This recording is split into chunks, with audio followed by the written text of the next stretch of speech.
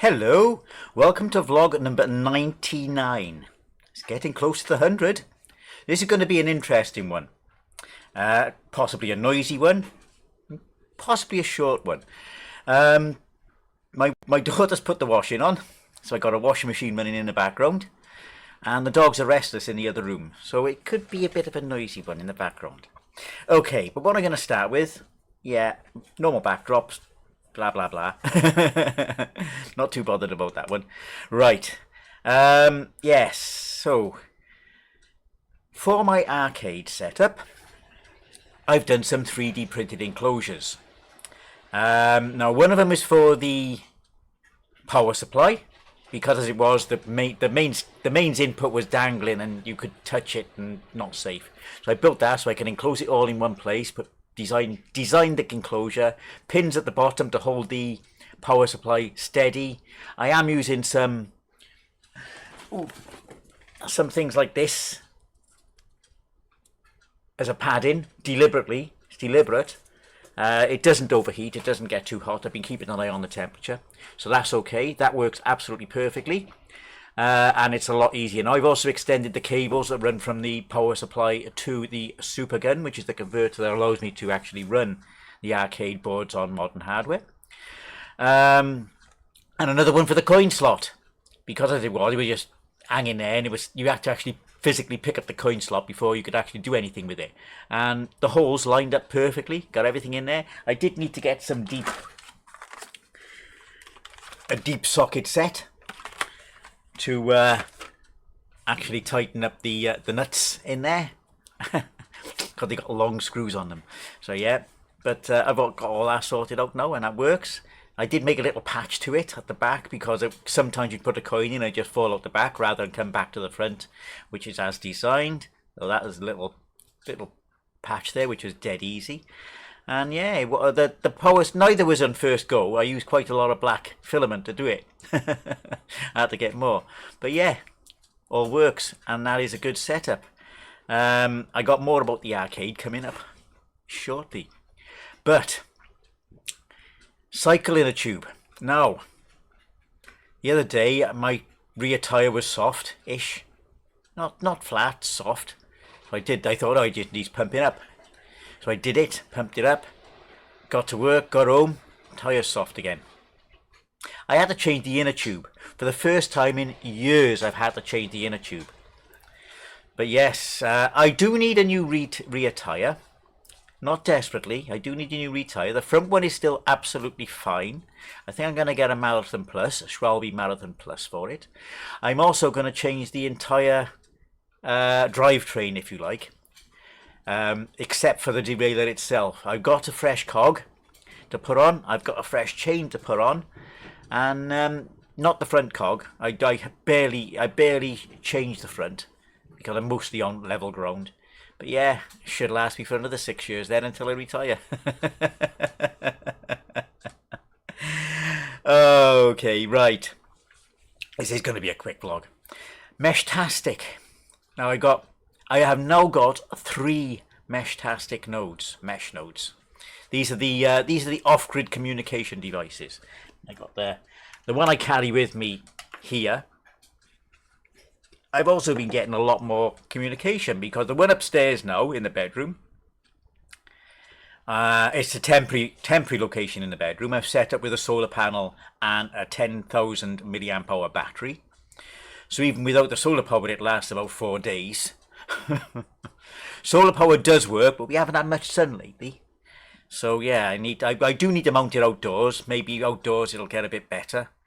But yeah, it does work. I have confirmed the solar panel works to charge the battery on a sunny day. Yeah, we got the summer coming up. Let's see how that goes. And I've also fitted one with GPS to the car. Now I will be fitting a battery to that one as well, because when the car is unoccupied, there's no power going to the USB port. So I will be fitting a battery. The GPS is very, very vague as is to its location, so it's not a security risk or anything like that, privacy risk. And that'll be when I'm in the car. That'll be basically a bouncer when I'm in the car. Yeah, so yeah, things are going well. As I say, I've had more activity than I've ever seen since I set up the one in the window in a case, another 3D printed case. The one in the car's got a 3D printed case. It's all 3D printed. I don't think I know what to do now without that 3D printer. Yeah, it's all working well. It's all working well. Yeah, I was really surprised actually there were issues with the GPS. I forgot the TX has to go to RX and RX has to go to TX and not the same thing. But I got it all sorted. And yeah, it works. It works. Quite pleased with that. Okay, my shifts, which is why I've got not much to report upon. Again, early mornings. They are starting to get to me now. They are the worst part of my job. I went through a load of morning shifts and knackered by the end of them.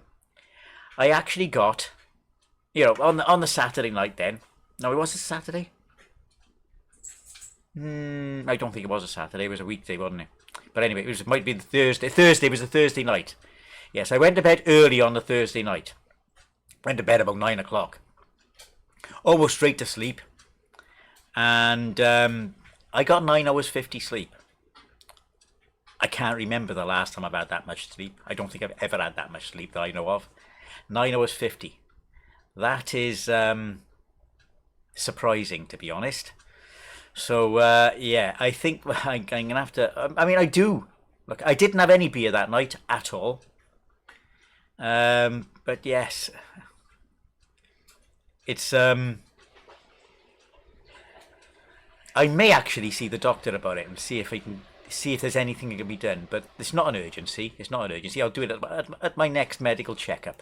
I got one coming up in about 6 weeks. So, yeah, props out the nurse. See him at the next checkup. So yeah, 9 hours 50 sleep, couldn't believe it. Right, back to arcade stuff. It's the arcade split for reasons, because I've done it in time order. And I'm not bunching them together today. Extend the vlog a bit longer with some random nonsense. But yeah, my bomb jack repair failed. Attempt failed. I could not diagnose what it was. I've got logic chips, I've got quad switches, I've got op amps, I've changed the processor in it. I've got no idea. So anyway, I'm going to send it off to be repaired. I possibly got the money to do it now. In fact, I'm almost certain I've got the money to do it now, but I don't want to spend it yet. I've said I'll sort it out on the 20th, and on the 20th is when I'll do it, because I'm patient. I am patient. It's not an urgent thing. So yeah, bomb jack will go off for repair, get repaired. I pay for it after it's repaired. It gets sent back to me, and I got a working bomb jack again. And yeah, so, and I got a setup now. It's temporary, of course. That sorry, I'll come up with this one now. I've repurposed the old television from the bedroom.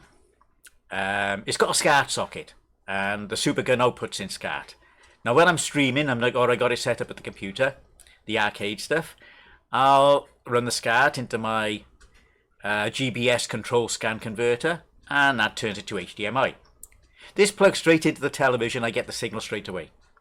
So I can completely set up a standalone arcade system where I can just change the board. I will probably turn it into a collapsible cabinet. There's space is the trouble. So what I'll probably do is get another set of shelves like I got the last time, which I've shown photographs of before, which the shelves have been repurposed, and I can use it in that. The trouble will be the monitor, although the way I got it set up now, the monitor can be on the top, and yes. Just got to get a stand for the monitor that I can rotate. Yes, so yeah. So that's another one, and it works perfectly. Coin selector, everything works. And talking of the coin selector, I'm thinking about getting some old 10p coins that we used at the time. The only trouble is that the cheapest I found is £3.50 plus £3.50 postage for £1's worth. I'm not sure I can justify it, but I'll have to see if there are alternative options. If I can get all 10p's. But yeah, if anybody knows of a source where I can get them without being ripped off, please let me know. I only need 10 or 11 because one goes in the coin slot mechanism, so it's a comparator, and the rest then it works perfectly then.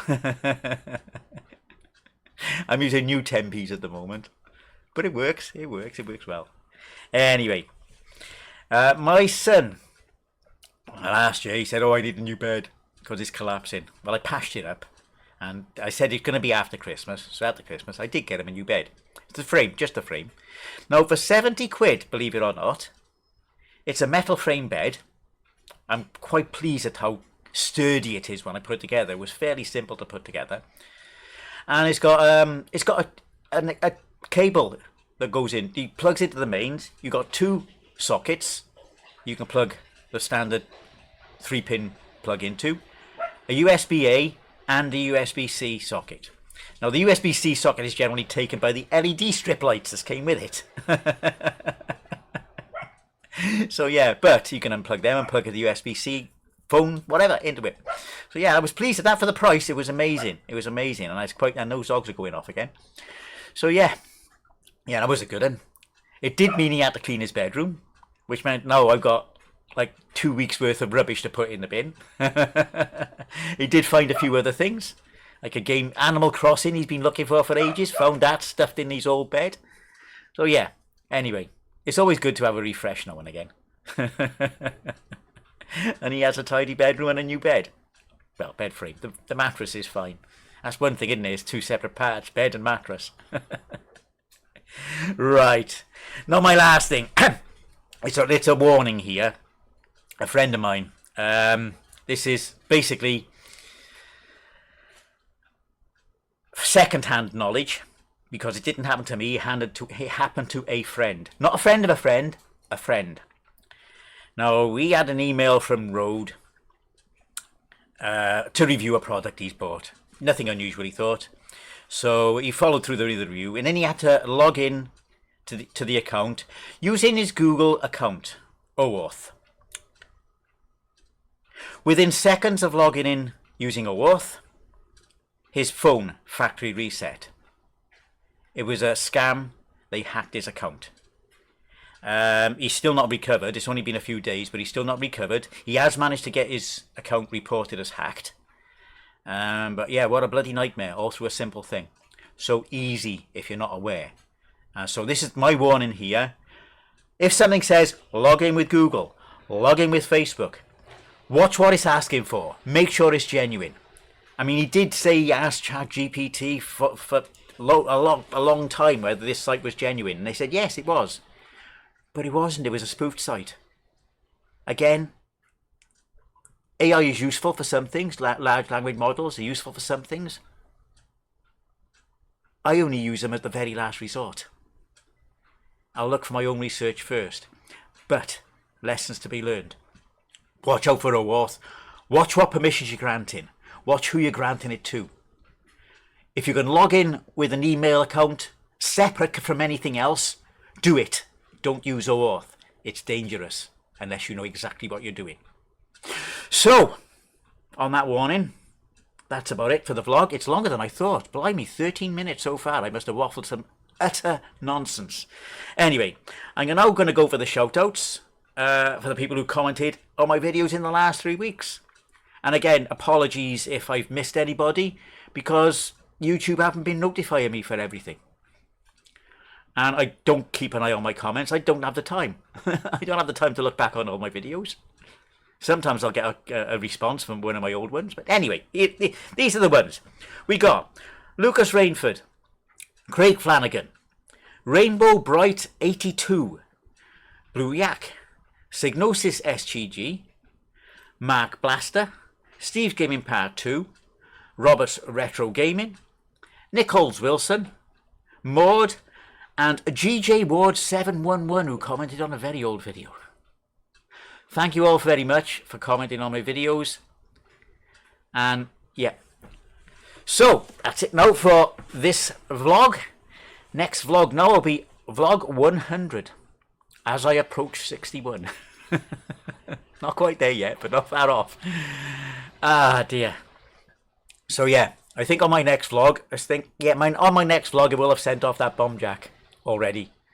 So I may have updates by then. We shall see. So, until the next one, Have a good 3 weeks, and I'll see you soon. Bye bye now.